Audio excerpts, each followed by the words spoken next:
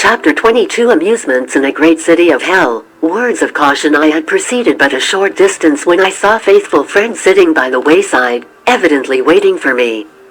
I was really glad to see him again and to have further guidance from him. We greeted one another with much cordiality. He was now, he said, appointed to accompany me during a part of my present journey. And he told me of many strange circumstances which had befallen him and which I am sure would prove very interesting. But as they do not properly belong to my own wanderings, I will not give any account of them here. Faithful friend took me to a tall tower, from the top of which we could see all over the city we were about to visit, this view of it beforehand being, he said, likely to prove both useful and interesting to me. We were, as I have said, surrounded always by this dark midnight sky and heavy smoky atmosphere, somewhat like a black fog, yet different and not quite so dense, since it was possible to see through it.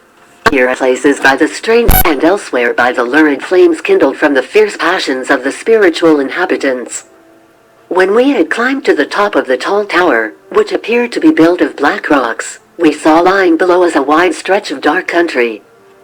Heavy night clouds hung upon the horizon, and near to us lay the great city, a strange mixture of magnificence and ruin, such as characterized all the cities I saw in this dark land. A treeless blackened waste surrounded it, and great masses of dark blood-tinged vapor hung brooding over this great city of sorrow and crime. Mighty castles, lofty palaces, handsome buildings, all stamped with ruin and decay, all bleared and blotched with the stains of the sinful lives lived within them. Crumbling into decay, yet held together by the magnetism of their spiritual inhabitants, buildings that would last while the links woven by their spiritual occupants' earthly lives held them in this place, and would crumble into the dust of decay whenever the soul's repentance should sever those links and suffer it to wander free. Crumble into decay, however, only to be reconstructed by another sinful soul in the shape into which his earthly life of pleasure should form it. Here there was a palace, there beside it a hovel. Even as the lives and ambitions of the indwelling spirits had been interwoven and blended on earth, so were their dwellings constructed here side by side. Have you ever thought, ye who dwell yet on earth, how the associates of your earthly lives may become those of your spiritual? How the ties of magnetism which are formed on earth may link your spirits and your fates together in the spirit land, so that you can only with great difficulty and much suffering sever them?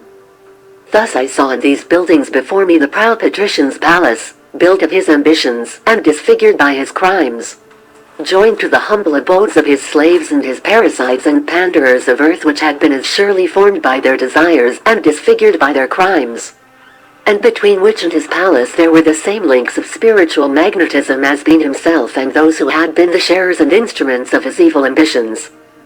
He was no more able to free himself from them and their importunities than they were able to free themselves from his tyranny, till a higher and purer desire should awaken in the souls of one set or the other of them and thus raise them above their present level. So it was that they still repeated over again their lives of earth in hideous mockery of the past, impelled thereto by that past itself, their memories presenting to them over and over again as in a moving panorama their past acts and the actors, so that by no plunge into wild excess in that dark land could they escape the grinding of memory's millstones, till at length the last lust of sin and wickedness should be ground out of their souls. Over this griddle said, patches of light of a dim misty appear failer. This, I was told, was the light thrown off from the powerful intellects of the inhabitants, whose souls were degraded but not undeveloped, and whose intellects were of a high order but devoted to base things, so that the true soul light was wanting and this strange reflection of its intellectual powers alone remained. In other parts of the city the atmosphere itself seemed on fire. Flames hung in the air and flickered from place to place, like ghostly fires whose fuel is turned to ashes ere the flames have burned out. And as the floating phantom flames were swept to and fro by the currents of the air, I saw groups of dark spirits passing up and down the streets heedless, or perhaps unconscious, of these spectral flames that were thrown into the atmosphere by themselves, and were created by their own fierce passions which hung around them as spiritual flames. As I looked and gazed upon this strange city of dead and ruined souls, a strange wave of feeling swept over me, for in its crumbling walls, its disused buildings, I could trace a resemblance to the one city on earth with which I was most familiar and which was dear to my heart, since I had been one of her sons. And I called aloud to my companion to ask what this meant. What was this vision I beheld before me? Was it the past or the future or the present of my beloved city? He answered, "It is all three. There before you now are the buildings and the spirits of its past, such, that is, as have been evil, and there among them are buildings half finished, which those who are dwelling there now are forming for themselves. And as these dwellings of the past are, so shall these half-finished buildings be in the days to come when each who builds now shall have completed his or her life work of sin and oppression. Behold and look upon it well, and then go back to earth a messenger of warning to sound in the ears of your countrymen the doom that awaits so many. If thy voice shall echo in even one heart and arrest the building of but one of these unfinished houses, you shall have done well, and your visit here would be worth all that it may cost you. Yet that is not the only reason for your coming.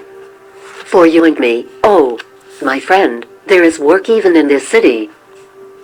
There are souls whom we can save from their darkened lives, who will go back to earth and with trumpet tongues proclaim in the ears of men the horrors of the retribution they have known, and from which they would save others. Bethink you how many ages have passed since the world was young, and how much improvement there has been in the lives and thoughts of the men who dwell upon it. And shall we not suppose that even ordinary reason might admit it must naturally be due to the influence of those who have returned to earth to warn others from the precipice over which themselves had fallen in all the pride and glory and lust of sin? Is it not a far nobler ideal to place brethren sinful and disobedient ones, if you will, hence his ministering spirits to war and help and strengthen others who struggle yet in the unregenerated sinfulness of their lower natures, rather than believe that he would doom any to the hopeless, helpless misery of eternal punishment? You and I have both been sinners, beyond pardon, some of the good of earth might have said, yet we have found mercy in our God even after the 11th hour, and shall not even these also know hope? If they have sunk lower than we, shall we therefore in our little minds set limits to the heights to which they may yet climb? No, perish the thought that such horrors as we have looked upon in these hells could be eternal. God is good and his mercy is beyond any man's power to limit. We descended now from the tower and entered the city. In one of the large squares, with whose earthly counterpart I was very familiar, we found quite a large crowd of dark spirits assembled, listening to some sort of proclamation. Evidently it was one which excited their derision and anger, for there were yells, and hoots, and cries resounding on all sides. And as I drew yet more near, I perceived it was one which had been read recently in the earthly counterpart, and had for its object the further liberation and advancement of the people, object which, down here in this stronghold of oppression and tyranny, only provoked a desire for its suppression, and these dark beings around me were vowing themselves to thwart the good purpose as far as lay in their power. The more men were oppressed and the more that they quarreled and fought against the oppression with violence, the stronger were these beings here below to interfere in their affairs, and to stir up strife and fighting among them. The more men became free and enlightened and improved, the less chance was there that these dark spirits would be drawn to earth by the kindling of kindred passions there, and thus be enabled to mingle with and control men for their own evil purposes. These dark beings delight in war, misery and bloodshed, and are ever eager to return to earth to kindle men's fierce cruel passions afresh. In times of great national oppression and revolt, when the heated passions of men are inflamed to fever heat, these dwellers of the depths are drawn up to earth's surface by the force of kindred desires, and excite and earn revolutions, which, begun at first from motives that are high and pure and noble, will under the stress of passion and the instigation of these dark beings from the lower sphere become at last mere excuses for wild butcheries and excesses of every kind. By these very excesses a reaction is created, and these dark demons and those whom they control are in their turn swept away by the higher powers, leaving a wide track of ruin and suffering to mark where they have been. Thus in these lowest hells a rich harvest is reaped of unhappy souls who have been drawn along with the evil spirits that tempted them. Faithful friend drew my attention to a group of saints who waited addressing us. "I shall go," said he, "for a few moments and leave you to speak with them alone. It will be better to do so, for they may recognize me as having been here before, and I would wish you to see them by yourself." I shall not, however, be far away, and will meet you again later when I see that I can help you by doing so. At this moment something tells me to leave you for a little." As he spoke he moved away, and the dark spirits drew near to me with every gesture of friendliness. I thought it as well to respond with politeness, though in my heart I felt the most violent repugnance to their company. They were so repulsive looking, so horrible in their wicked, leering ugliness. One touched me on the shoulder, and as I turned to him with a dim sense of having seen him before, he laughed, a wild horrid laugh, and cried out, "I hail thee, friend, who I see dost not so well remember me as I do thee, though it was upon the earth plane we met before. I, as well as others, then sought hard to be of service to thee, only thou wouldst have none of our help, and played us, methinks, but a scurvy trick instead. None the less for this, we, who are as lambs, didst thou but know us, have forgiven thee." Another also drew near, leering in my face with a smile perfectly diabolical, and said, "So you are here after all, friend, in this nice land with us. Then surely you must have done something to merit the distinction? Say whom you have killed or caused to be killed, for none are here who cannot claim at least one slain by them. While many of us can boast of a procession as long as the ghosts that appeared to Macbeth, and others again, our most distinguished citizens, count their slain by hundreds. Did you kill that one after all? Ha! Ha! Ha!" And he broke into such a wild horrible peal of laughter that I turned to fly from them, for like a flash had come across my mind the memory of that time when I, too, could have been almost a murderer. And I recognized in these horrible beings those who had surrounded me and counseled me how to fulfill my desire, how to wreak my vengeance even though no earthly form was still mine. I recoiled from them, but they had no thought to let me go. I was here, drawn down, as they hoped, at last, and they sought to keep me with them that I might afford them some sport, and they might avenge themselves upon me for their former defeat. I read in their minds this thought, though outwardly they were crowding around me with every protestation of hearty friendliness. For a moment I was at a loss what to do. Then I resolved to go with them and see what they intended, watching at the same time for the first opportunity to free myself from them. And we proceeded towards the lodge of theirs, and where they would have the pleasure of introducing me to their friends. Faithful friend passed close to us and looking at me impressed the warning, "Consent to go. But beware of entering into any of their enjoyments, or allowing your mind to be dragged down to the level of theirs." We entered and passed up a wide staircase of grayish stone, which like all things here bore the marks and stains of shame and crime. The broad steps were broken and imperfect, with holes here and there large enough, some of them, to let a man through into the black dungeon-like depths beneath. As we passed up I felt one of them give me a sly push just as we were stepping over one of these, and had I not been watching for some such trick I might have been tripped up and pushed in. As it was I simply drew aside and my too officious companion narrowly escaped tumbling in himself, whereat the rest all laughed and he scowled savagely at me. I recognized him just then as the one whose hand had been shriveled in the silver ring of fire drawn around my darling on the occasion when her love had drawn me to her and saved me from yielding to these dark fiends. This spirit held his hand carefully hidden under his black cloak, yet I could see through it, and I beheld the shriveled hand and arm, and knew then that I might indeed beware of its owner.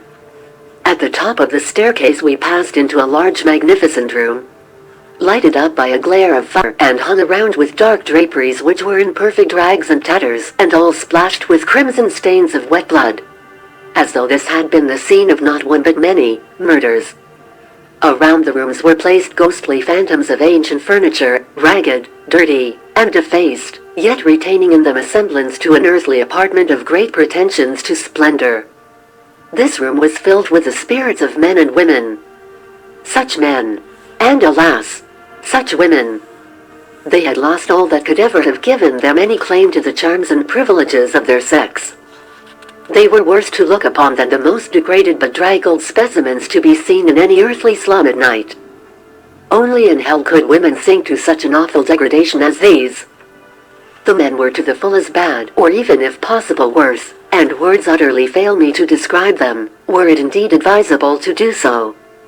They were eating, drinking, shouting, dancing, playing cards and quarreling over them. In short, going on in such a way as the worst and lowest scenes of earthly dissipation can but faintly picture. I could see a faint reflection of the earthly lives of each, and knew that each and all of them, men and women alike, had been guilty, not only of shameless lives, but also of murder from one motive or another. On my left was one who had been a duchess in the days of the 16th. Jealousy and cupidity poisoned no less than 6 who had belonged to the same era, and had caused several persons obnoxious to him to be assassinated by his bravos, and had moreover slain another with his own hand in a most treacherous manner during a quarrel. Another woman had killed her illegitimate child because it stood between her and wealth and position. She had not been many years in this place and seemed more overcome by shame and remorse than any of the others, so I resolved if possible to get near to and speak to her. My entrance was greeted with great shouts of laughter and wild applause, while half a dozen or so of eager hands took hold of me and dragged me to the table, whereupon there were cries. "Let us drink to the damnation of this our new brother. Let us baptize him with a draught of this our new brother. Let us baptize him with a draught of this fine cooling wine."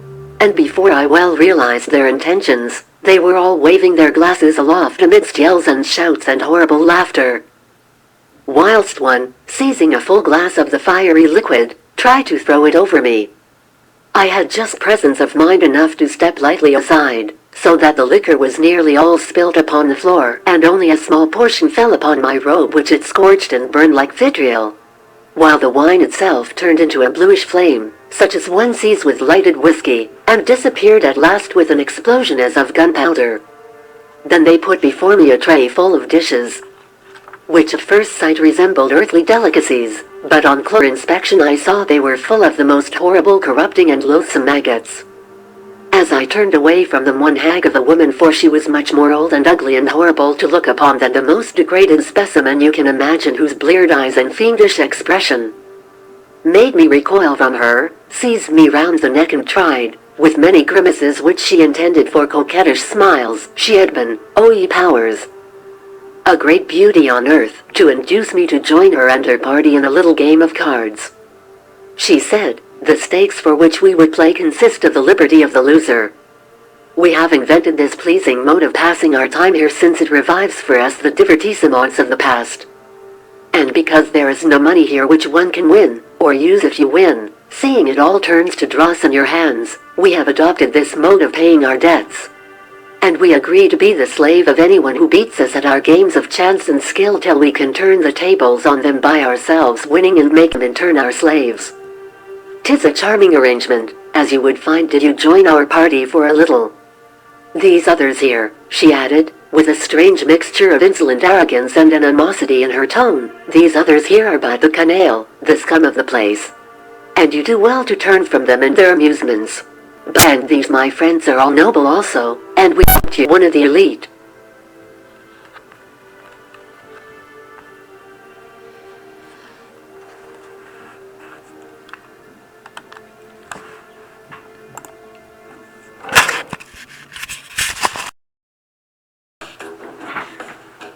Among ourselves, with the air of a queen, she signed me to be seated beside herself, and had she been a few degrees less horrible, I might have been tempted to do so, if only from my curiosity to see what their game would be like. But disgust was too strong in me, and I shook myself free of her as well as I could, saying, which was true, that cards had never possessed any attraction for me. I was bent on getting near the woman I wished to speak to, and very soon an opening in the crowd allowed me to do so. As soon as I got beside her, I addressed her in a low voice and asked if she was sorry for the murder of her child, and would she wish to leave this place, even though it would be a long and sad and suffering road that would take her from it. How her face brightened as I spoke, how eagerly she faltered out, "What do you mean?" Be assured, I said, I mean well to you, and if you will watch and follow me, I shall doubtless find some means for us both to leave this dreadful place. She pressed my hand in assent, for she did not venture to speak, for the other spirits were again crowding around us in a way that was rapidly growing more and more threatening, although the guise of friendliness was still kept up. The Duchess and her party had turned to their cards with a frightful avidity. They were quarreling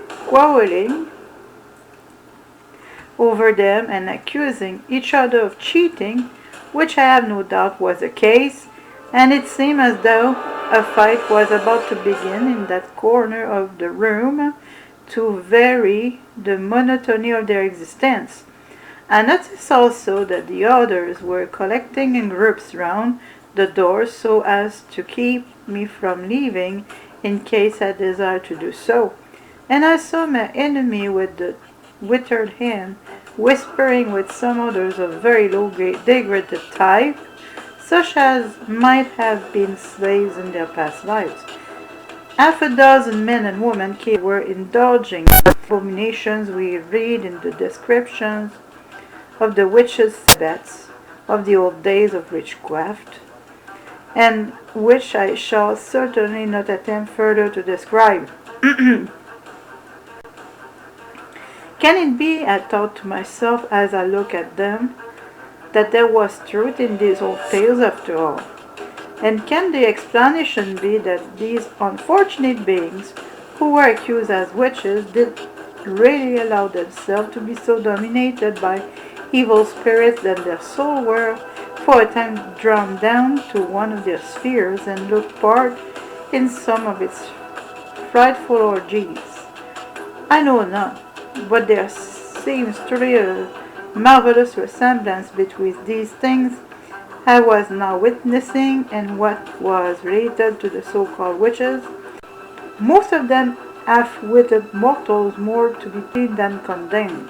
As these creatures, whose gestures it were an insult to call dancing, approached, I thought they were trying to get behind us in a ring and surround us, and some instinct seemed to tell me not to allow them. I drew back close to the wall, holding the woman's hand in mine and whispering to her not to leave go of me on any account. The whole crowd of spirits were now gathering towards my end of the room. The dull ferocity of their faces and wild savage glitter of their eyes in terrible contrast to their affectation of light-hearted gaiety. Closer and closer they gathered, a moving mass of evil personified. For once their quarrels and jealousies merged in their common desire to do me harm, and get me down and trample me and rend me to pieces. As the muttering of a storm came here and there, broken, disjointed words of hate and menace, while those dancing demons kept up their wild antics in front of us. All at once, a great cry, a yell of fury broke from them. "A spy! A traitor! An enemy has got amongst us! Is from above, come here to spawns. Down upon him, stamp upon him, crush him to death, tear him to pieces, hurl him into the vaults below. Away with him! Away! Away!" Like as an avalanche sweeps down the mountainside, they rush upon us, those raging fiends. And I, for one, thought we were done for, and could not but regret that I had been drawn into entering the place at all. I thought I was lost, then lo, just as the nearest of them were actually upon us, the wall behind opened, and faithful friend and another spirit drew us through, the wall closing again so suddenly that the yelling crowd scarce realized how we had disappeared. Once outside, we were borne away to a short distance, whence looking back, we could see through the walls, which had become transparent to our eyes, the whole mass of spirits quarreling and fighting with each other like so many devils, each blaming the others that we had been allowed to escape. Look now, said faithful friend, had you allowed yourself to join, even for a moment, in any of their pursuits, we should not have been able to help you, for you would have become clothed for a time with their material magnetism, and these walls would have held you like them prisoner, since you would have become too gross to pass through them. Those spirits are not done with you yet, and you must look to seeing them again, for even the brief time upon the odd plains during which you yield to their influence, and thought of following their suggestions has created a link between you and them, which it will be difficult to sever till you yourself stand on a height of spiritual development which will set a gulf between you. As yet, I am told, you have not fully overcome your own passions. You have learned to subdue and control them, but all desire for revenge upon those who wronged you in the past is not dead. Until that is so, you will not be able to shake yourself entirely free from these beings, especially while you are in their own particular sphere, where they indeed are strong. For my part, I have fought a battle not you wage now, and I know none of where we have been deeply wronged. Yet I know also that you will do it throughoutly and freely someday, and then will those dark spirits have lost power to cross your path. My directions are not to guide you to the palace of one you will be surprised to see, for he is one whose name is familiar to you, till he lived on earth long before your time. You have felt surprise at finding how little these beings here are able to disguise from their real spiritual state. Now then, know then that you have this power of clear and pure vision to her, whose pure love flows ever to you as a constant stream of crystal water, giving you the power to perceive higher things and a perception of these lower spirits in all their foulness. Between yourself and your beloved one, there is now so strong a link that you unconsciously partake of the powers of her higher nature, even as she shall partake of the strength of yours, and thus thou to yourself, in your own present state of spiritual development, much of the corruption of this place might be glossed over by the art of these dark beings. Yet, in the clearer, purer perception you draw from her, you possess a power to perceive things as they truly are and must appear to a pure spirit beholding them. Thus the glimmer of deception is thrown over your senses in vain. Great then is her love in its protecting power for you, and truly was I told that her love would be as a shield to you, my friend, in all your trials. Before we leave this sphere, I am to show you another picture that will, I fear, sadden even while it instructs you, and that is a picture of one such as you would have been without a love, left to battle alone with the hopelessness burden of your sins and passions, able to see only as far as your own unaided powers of vision could you show you, and deprived of all that wellspring of purity and love that ever flows to you from her.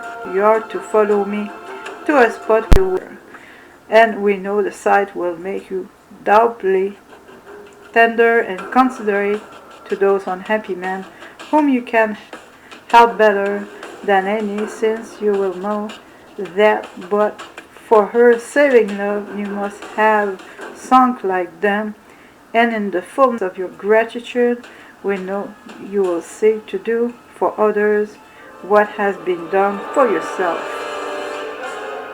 As he ceased to speak, we turned away from the spot silently together, my heart too full for me to answer him with any words. We had left the poor woman in the care of a bright angel of the upper spheres, and were assured she would have every help given her to progress.